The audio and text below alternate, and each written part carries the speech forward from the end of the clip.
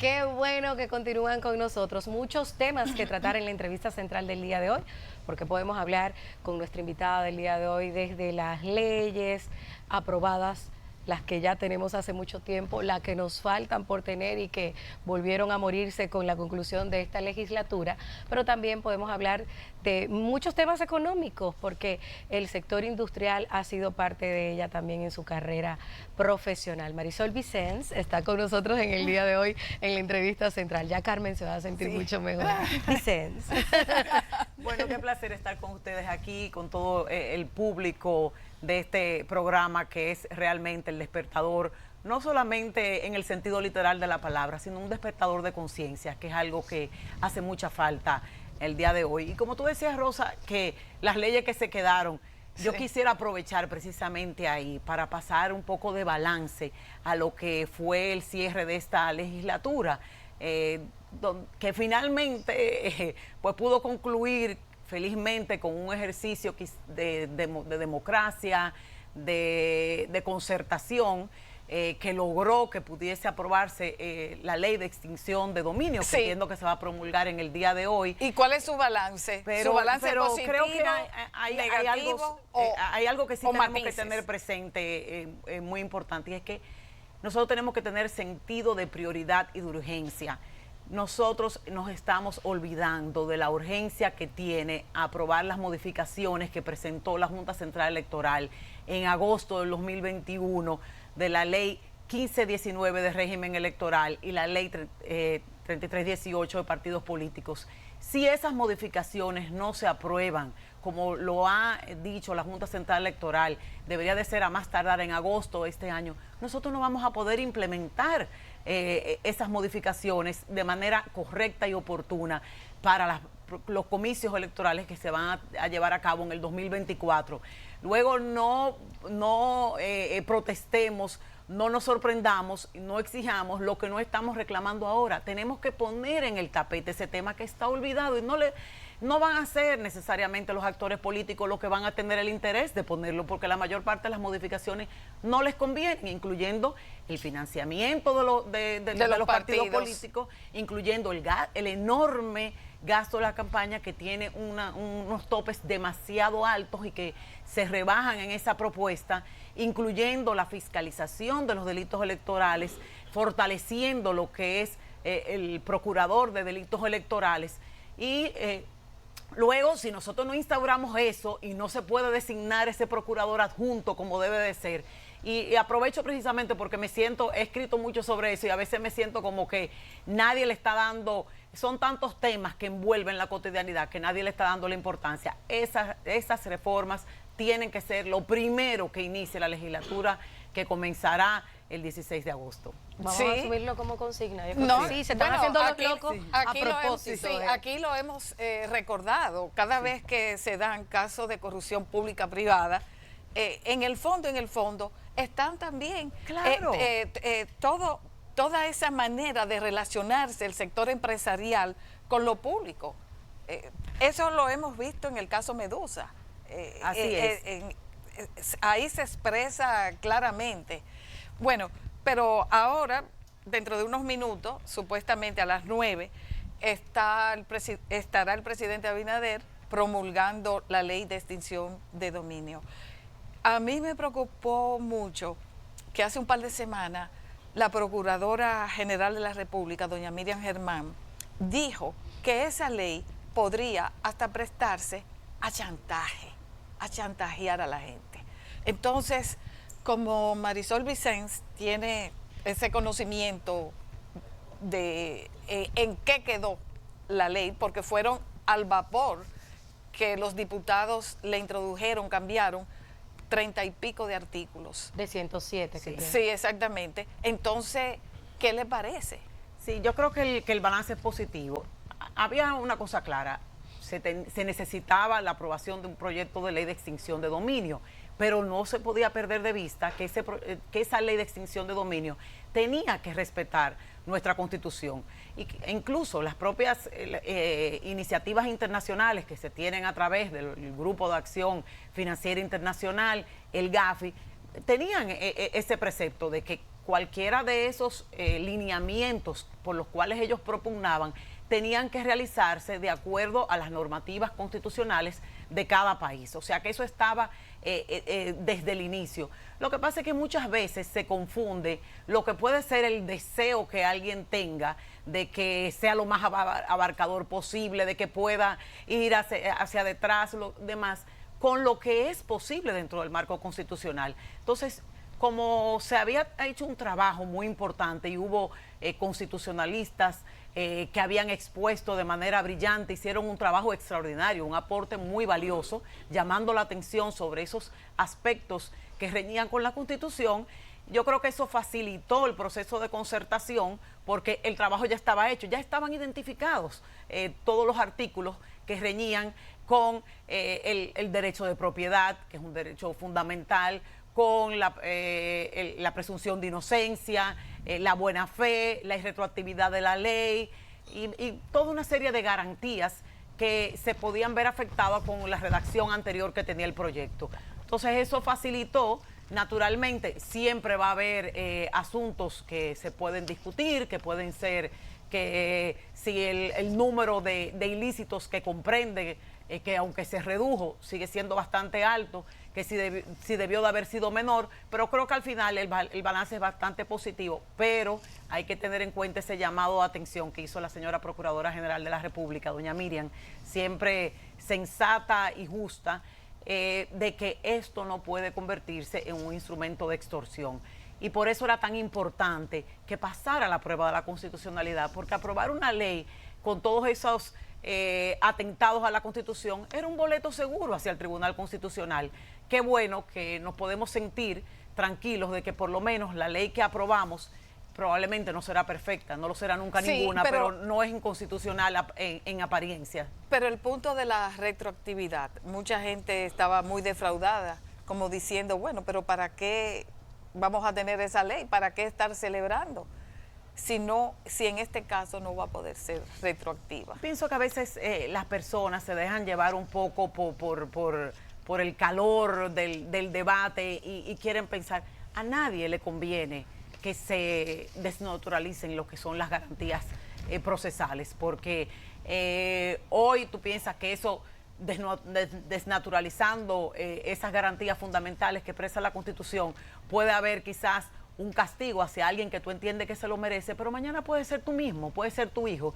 Entonces, las garantías son las garantías, hay que respetarlas para todos. Y por eso todos los ciudadanos tienen unas garantías que le establece la Constitución. Ahora, lo importante es que tengamos el instrumento para poder hacer lo necesario de aquí en adelante, aparte de que este no es el único instrumento que tenemos nosotros en nuestro marco legal para perseguir la corrupción. Eso fue parte también del problema, que se mezclaron ahí una serie de quizás de confusiones, de querer hacer ver como que esa era la única herramienta. No, es un instrumento que tiene unos objetivos específicos de perseguir no a las personas, sino a las cosas, a los bienes, pero eso no significa que no tengamos otras leyes que castigan todos los otros ilícitos penales que existen en el...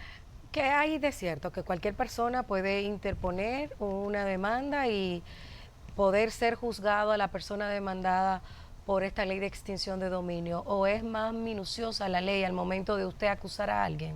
Mira, uno de los aspectos precisamente que se logró eliminar en la revisión que se hizo del proyecto de ley, que ya es ley, fue esa parte de que habían unos incentivos, que podían ser unos incentivos muy perversos. Sí, que 3%. De dar unos porcentajes a los miembros del Ministerio Público, o incentivos también a que pudieran hacer cualquier denuncia de cualquier ciudadano. A los delatores. Porque eso sí se podía prestar a extorsión, a chantaje, y todos sabemos incluso que eso es algo a veces hasta del pan de cada día. Entonces, esos elementos en sentido general, porque obviamente tampoco todavía no tenemos el proyecto de ley que se va a promulgar hoy, sino lo que ha salido reseñado de lo que fueron las modificaciones, pero entendemos que esos elementos fueron modificados, lo cual es algo muy importante, porque bajo ninguna excusa ningún instrumento legal puede convertirse en un instrumento de chantaje o de extorsión. Pero el tema de los delatores, ¿cuál es el tratamiento que se le da en el proyecto de ley que ya ahorita se va a convertir en ley?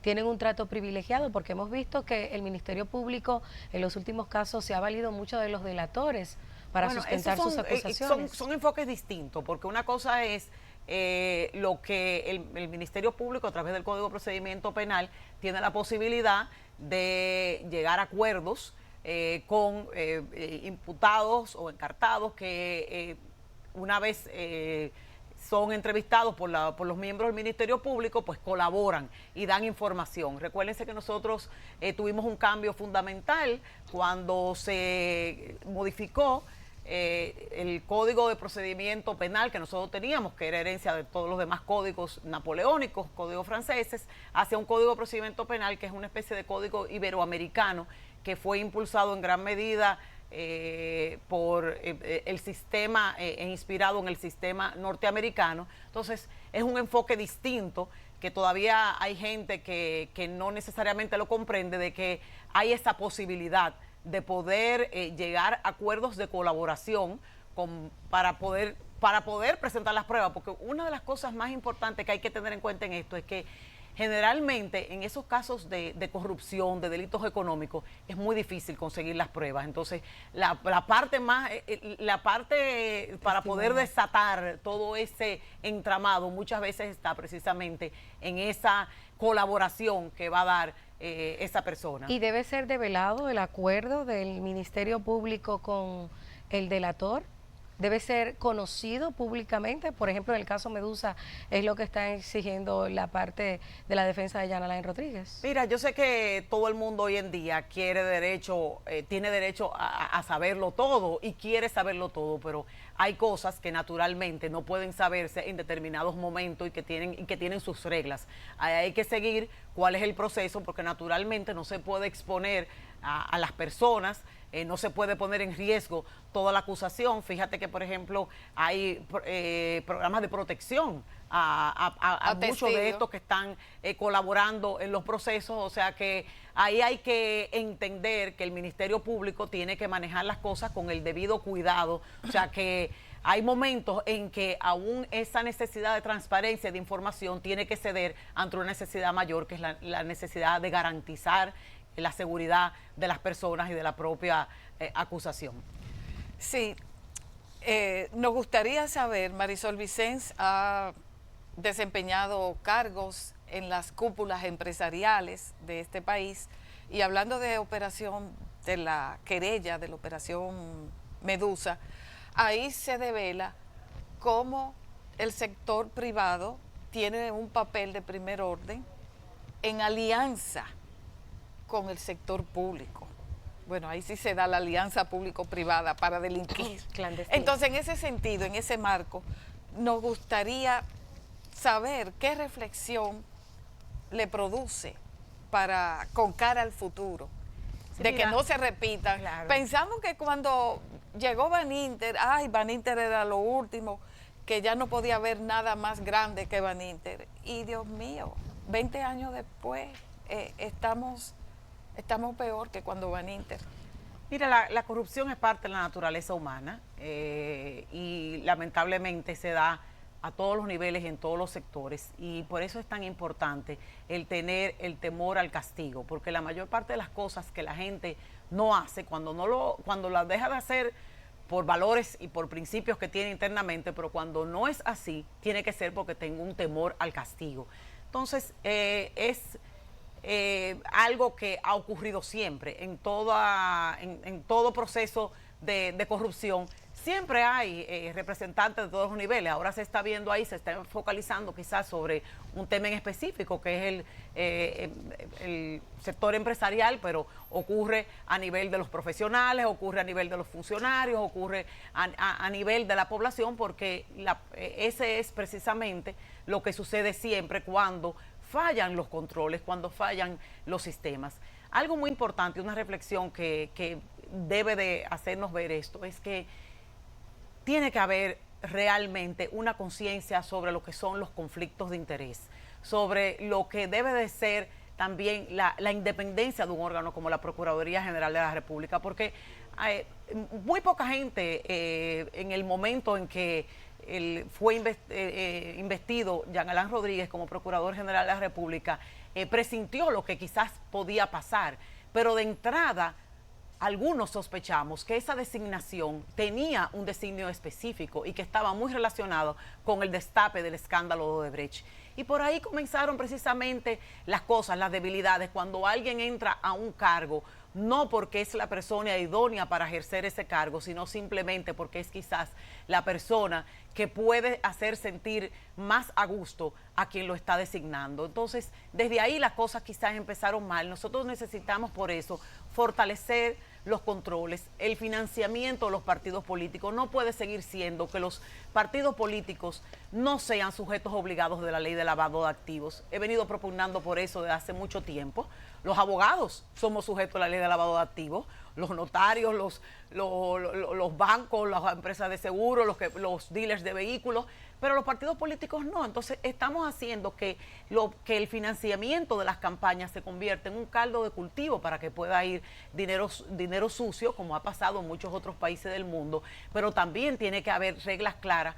La ley actualmente prevé que no puede haber financiamiento de empresas. Sin embargo, eso entendemos que no se respetó.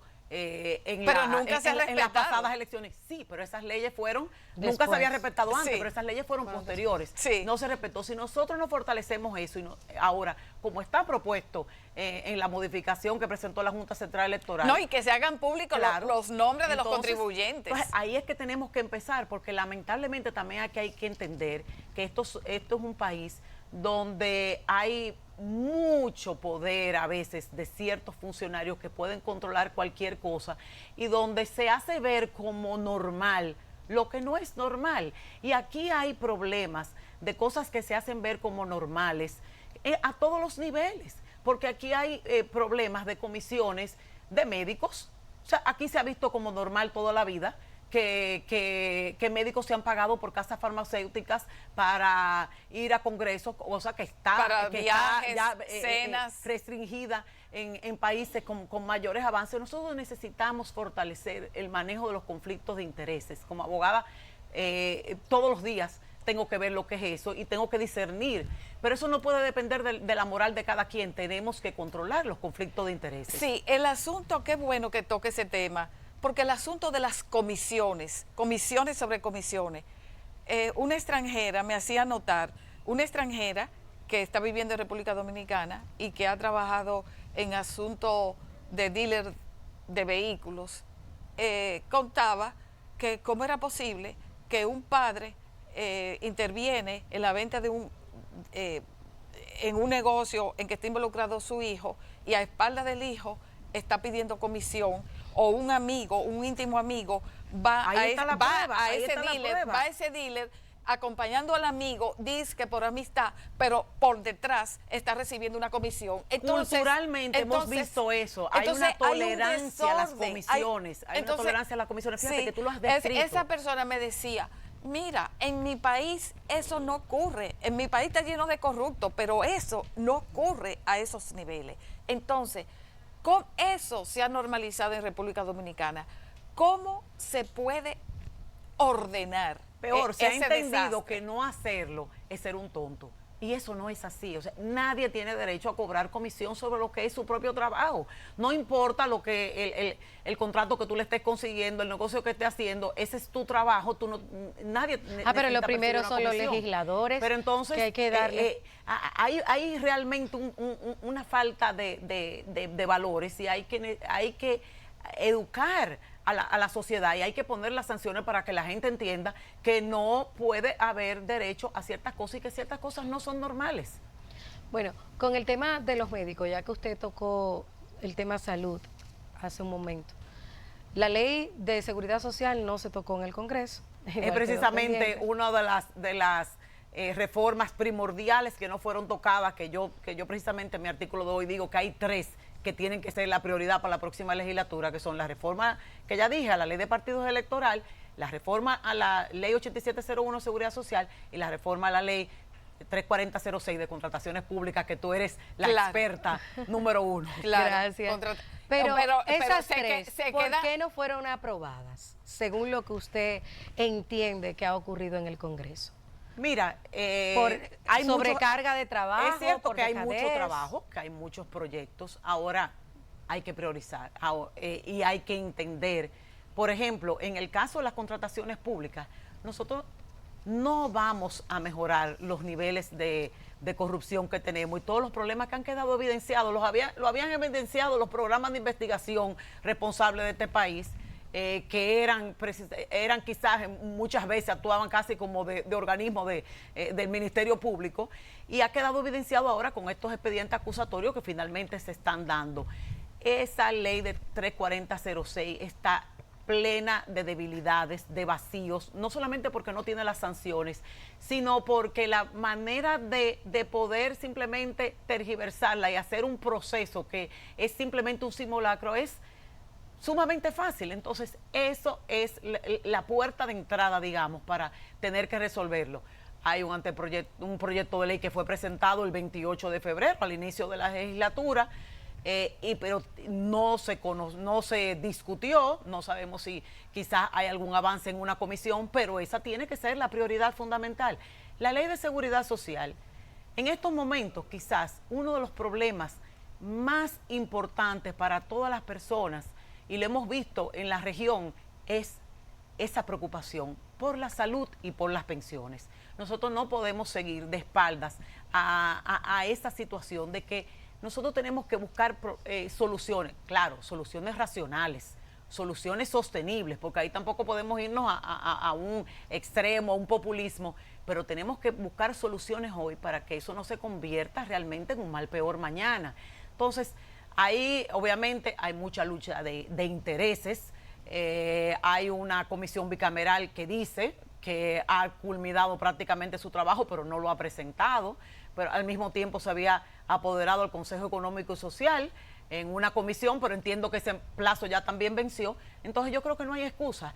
Hay que hacer modificaciones esenciales. Eso que está pasando con las continuas problemas de las asociaciones médicas y con ¿Usted vio las lo que ARS. ocurrió ayer? Y perdone que le interrumpa. ¿Usted vio lo que ocurrió ayer en Sí, Palacio? lamentable. Sí, hubo una doctora que resultó con un pie lesionado, una rotura, de hecho se está hablando. ¿Pueden los médicos demandar al Estado por esa situación de ayer? Mira, yo creo que lo más importante cuando uno ve ese tipo de cosas es que hay que entender, tenemos que entender algo. Primero tenemos que nuestras fuerzas del orden, que están cumpliendo ahí un rol en toda parte del mundo, siempre cuando hay una manifestación deben de estar ahí para controlar, deben de estar mejor entrenadas para saber lidiar con ese tipo de situaciones. Ahora bien, también creo que debemos de aprender como sociedad a fomentar más la cultura del diálogo. Creo que parte positiva que nosotros tenemos en los actuales momentos es que las autoridades han demostrado estar abiertas al diálogo. Ayer lo dijeron en un comunicado que las puertas están abiertas.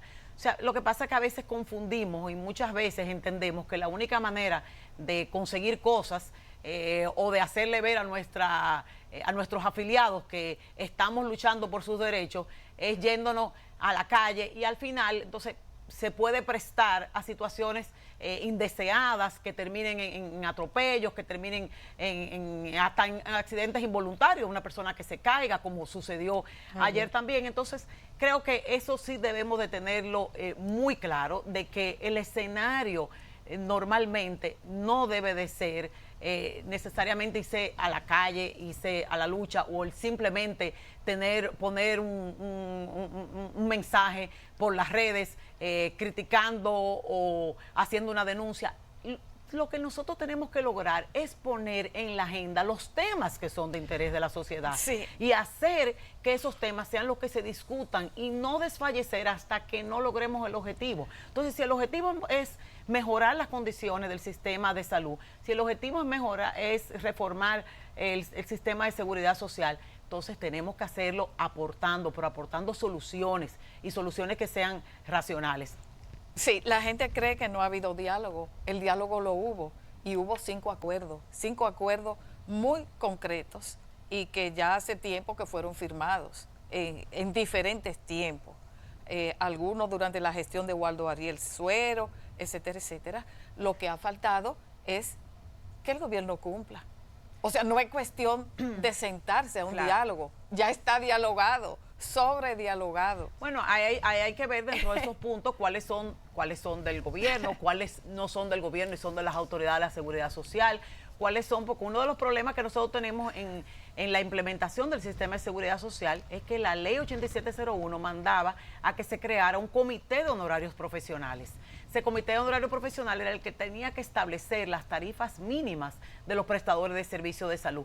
Eso, a más de 20 años de entrada en vigencia de la ley, nunca se ha implementado. Por lo tanto, los honorarios que se pagan, las tarifas que se pagan a los prestadores de servicios son simplemente producto de una negociación entre la ARS y el prestador del servicio. Y eso ha llevado a que en muchos casos hay unos que pueden conseguir porque tienen mayor poder, mayor músculo, algunas negociaciones, hay otros que no consiguen ninguna. Entonces, eso tiene que cambiarse, precisamente, tiene que fortalecerse, tiene que haber una forma de poder tener el establecimiento de esas tarifas mínimas de una manera racional, sin que tenga que darse este tipo de situaciones para que finalmente se logre un aumento. Así como hay un aumento de la cápita, debe de haber un aumento también de las tarifas mínimas que vaya en correspondencia con el aumento de la cápita, porque algo también que sí tenemos que tener siempre muy claro es que tiene que haber sostenibilidad, porque todos quisiéramos el sistema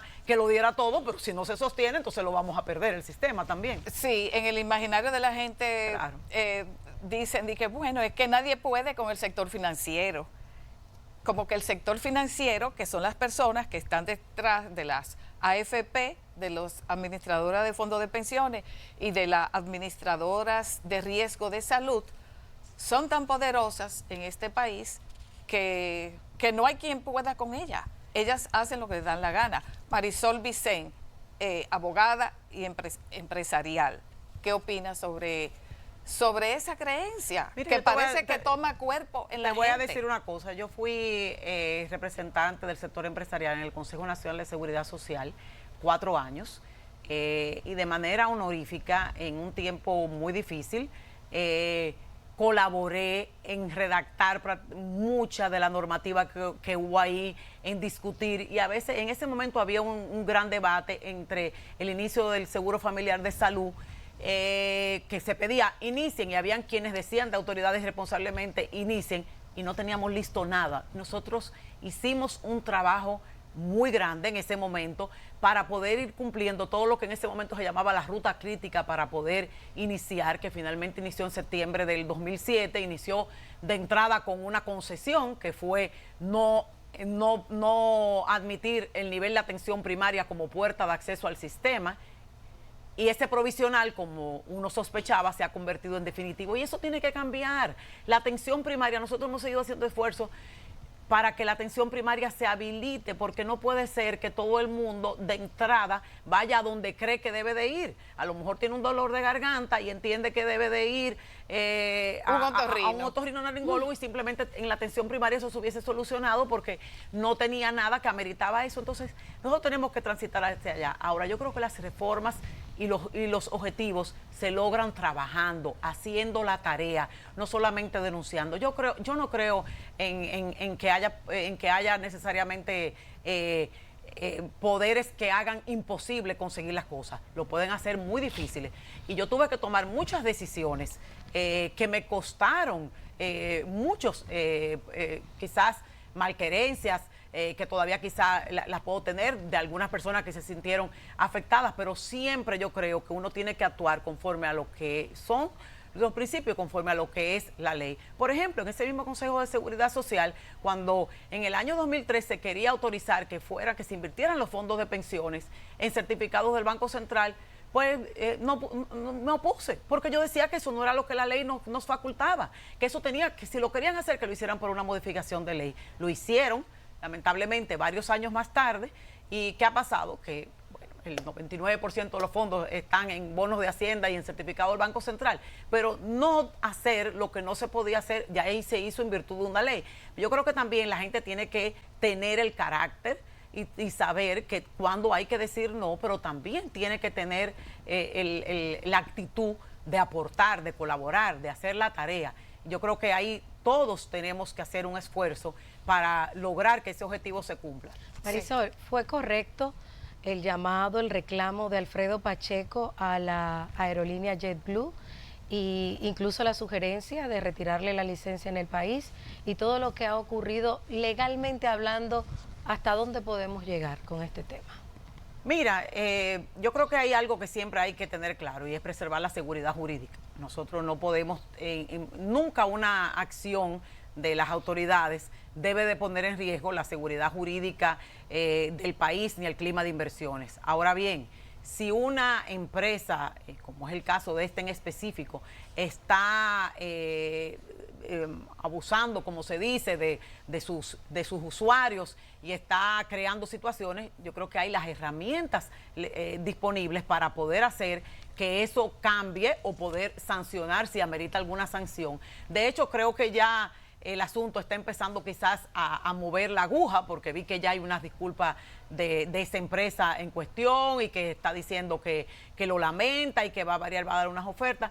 Yo creo que hay que tomar en cuenta algunos elementos de que ha habido una crisis que ha afectado mucho a determinadas empresas, pero también a veces se da de que hay empresas que en el momento que quieren entrar en un mercado, pues hacen ofertas muy atractivas y tienen una calidad de servicio que luego ya no pueden mantener durante mucho tiempo. Yo creo que esa es la cantidad de rutas que esta línea maneja y que es de trascendental importancia para los dominicanos que viven en los Estados Unidos. Creo que incluso en el día de hoy hay una marcha en Nueva York para reclamar sobre eso, y yo ojalá que haya un entendimiento, porque tampoco tenemos ahora mismo la opción. Lo que nosotros necesitamos siempre, por eso lo mejor es tener opciones, tener competencia. No tener monopolio. Porque cuando porque nosotros sustituimos. Cuando JetBlue llegó y empezó a calar en el mercado, había otra empresa que se entendía que tenía casi el monopolio de las rutas. Entonces luego pasó con esta. Entonces siempre por eso es importante que los mercados tengan libre competencia y que haya muchas opciones. Ahora mismo tenemos que buscar la solución que no afecte a los usuarios, pero que logre lo mejor posible para los usuarios. Sí, como abogada defiende a ultranza la seguridad jurídica, pero hay seguridades que más de la mitad de la población dominicana no la tiene. Estamos hablando de las mujeres dominicanas que no cuentan con un código penal con las 3 causales incluidas. ¿Cuál es la posición como empresaria, como abogada, como mujer sobre las 3 causales? ¿Apoya las 3 causales y apoya un código penal que abra y amplía los derechos, como pasa con el caso de la comunidad LGTB, que en ese nuevo formato de código penal se le echan para atrás los derechos? Mira, naturalmente que todas esas inclusiones que se han hecho en el Código Penal, que ahondan en la discriminación y que eliminan la inclusión que debemos de tener y el respeto a los derechos, son totalmente inaceptables, y eso naturalmente que tiene que eliminarse. Es una lástima que nosotros hayamos retrasado la aprobación del Código Penal, que es necesaria por un debate que lamentablemente divide hoy, no a la República Dominicana, no, al mundo. Sí. Y nosotros, si queríamos tener entonces ya como lo peor, el colofón de esta historia, lo tuvimos con lo que acaba de pasar en los Estados Unidos de América, con el hecho de que se haya revertido ese precedente trascendental en los Estados Unidos. Entonces yo creo que también a veces uno tiene que tener la sensatez de poder entender cuáles son las realidades del momento. Yo creo que todos debemos de luchar por el respeto a los derechos fundamentales, todos debemos de luchar. Pero apoya las 3 causales, Marisol Vicente. Por la inclusión. Yo creo que ese es un tema de convicción personal de cada quien. Yo creo que nadie, para mí hay mucho también en eso a veces de una presión social. La gente entiende que cada quien debe de hacer. Yo creo que el sistema legal no debería de incidir a veces en algunos temas que son de decisión personal. Cada quien tiene sus convicciones. Y yo creo que ahí lo que pasa es que estamos apostando a una división que es un pulso que no va a tener nunca un resultado, porque no nos vamos a poner de acuerdo, porque siempre va a haber una tendencia y cada vez la historia es cíclica y nosotros estamos ahora mismo en un ciclo que aparenta que el conservadurismo, que la negación de ciertos derechos, que la xenofobia, que el rechazo a la inclusión están teniendo un giro preocupante. Entonces, eso lo que hace es que lleva a posicionarse en extremos. Yo siempre creo en el equilibrio, en el centro, en que debemos de tratar de ponernos de acuerdo. Ahora, lo que yo me pregunto es, quizás lo que debemos nosotros de pensar de una manera sosegada es, ¿vale la pena seguir siempre sin modificar el Código Penal si no logramos ponernos de acuerdo con esto? Esa debe ser una pregunta que cada quien debe hacerse. O vamos a seguir apostando a que necesariamente esa decisión de las 3 causales deba de ir dentro del Código Penal o la vamos a separar.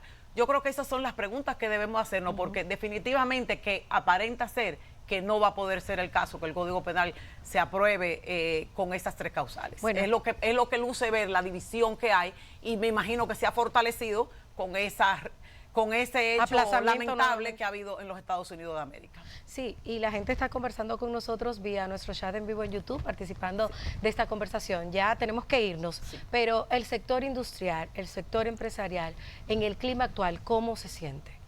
Mira, yo no puedo hablar en nombre del sector empresarial ni del sector industrial porque yo no presido en este momento ninguna organización empresarial. Ahora, yo te puedo decir a ti que como persona y como pasada presidente de la Asociación Nacional de Jóvenes Empresarios, yo siento que estamos en un momento importante de nuestra historia.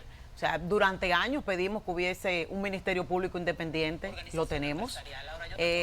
Durante años nosotros queríamos fortalecer la institucionalidad y que la ley fuera igual para todos. Creo que estamos dando pasos en ese sentido.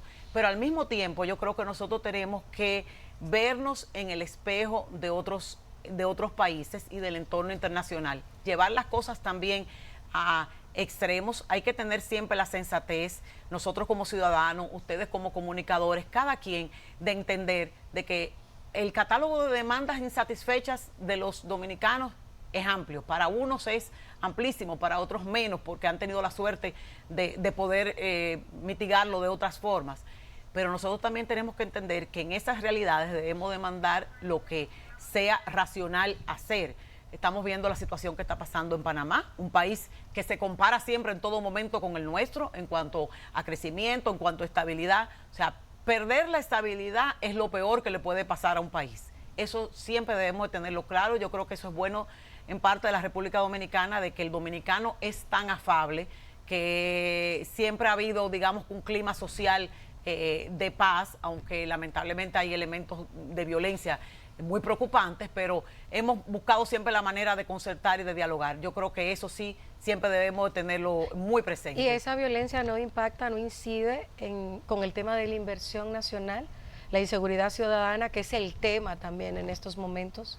Mira, la inseguridad ciudadana obviamente es un tema de gran preocupación siempre para todo el mundo, y lo que pasa es que nosotros como dominicanos a veces solamente comparamos con lo que pasaba ayer y lo vemos muy grave, y es normal que lo veamos así. Nosotros tenemos derecho a aspirar que cada vez haya menos inseguridad, pero cuando nos comparan con otros países, pues nosotros estamos en mejor posición, afortunadamente, que muchos otros países, aunque el norte de nosotros debe de ser no compararnos con esos países, sino tratar de que cada día haya menos inseguridad en el país. Pero por esta situación, cuando nos comparan, pues toda la República Dominicana sigue teniendo un balance positivo y sigue siendo un atractivo. De hecho, estamos siendo en este momento siempre ejemplo por todas las medidas que hemos tomado en todos los aspectos, en el orden tanto de salud como económico, del turismo. O sea que estamos en un buen momento en la República Dominicana y ojalá sigamos viviendo ese buen momento. Brevemente, su valoración del sector eléctrico. Yo sé que ya tenemos que irnos. Bueno, mira, el sector eléctrico siempre ha sido objeto de discusión en el debate en el país. Obviamente la gente se resiente mucho de lo que sucedió con el aumento de las tarifas, sobre todo porque estamos en un momento, hay que entender que habían unas tarifas congeladas desde el año 2011, fue un error de nuestras autoridades mantener esa tarifa congelada desde el año 2011 porque hubo muchos momentos ahí de vacas gordas donde debió de haberse subido la tarifa, porque que la gente no se llame engaño. No hay almuerzo gratis. El sector eléctrico, el subsidio al sector eléctrico le ha quitado a las personas más desposeídas el derecho a mejor educación, el derecho a mejor salud, el derecho a mejor comunicación, el derecho a mejor transporte público. O sea que cuando la gente no paga la luz o hace un fraude a la luz o le dan un subsidio total, está dejando de recibir porque los ingresos son limitados del gobierno y lo que se fue para el subsidio eléctrico ya no va a ir para otras partidas necesarias. Entiendo que hicieron bien las autoridades en poner en suspenso ese ajuste de la tarifa. Ahora creo que también todos como ciudadanos debemos empezar a tener conciencia de que estamos en una crisis y de que tiene que haber ahorro de energía. Yo a veces pienso que los dominicanos no estamos acostumbrados a entender que la luz, que la electricidad hay que pagarla y que hay que ahorrarla. Y yo me doy cuenta todos los días. De mi propia oficina, cuando yo me voy, yo tengo que apagar muchas luces que dejan personas encendidas, muchos aire acondicionados que dejan personas encendidas porque no tenemos una cultura de ahorro.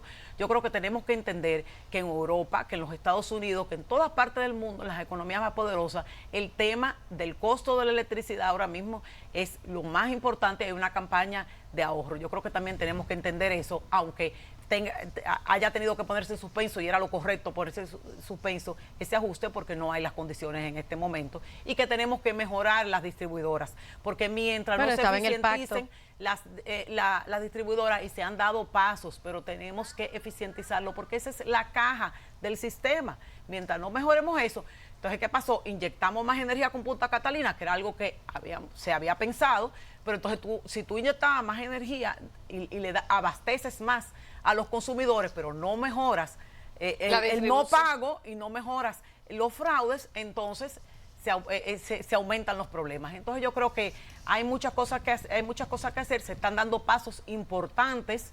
Hay una ley que se está aprobando de la supresión de la CDE, se ha desmontado, se está suprimiendo la UERS, que ya también se desmontó. Queda mucho por hacer, naturalmente, en el sector eléctrico, pero lo más importante que hay que entender que ese sector eléctrico, como estaba antes, era un caldo de cultivo para la corrupción, como lo han evidenciado los expedientes. Gracias a la jurista Marisol Vicens por estar con nosotros en la entrevista. Siempre un placer del día de hoy. Estar con ustedes presencialmente porque estoy con ustedes todas las mañanas. Te lo agradecemos. Y el placer es mutuo. Gracias por siempre aceptar las invitaciones al Despertador. Momento de una pausa.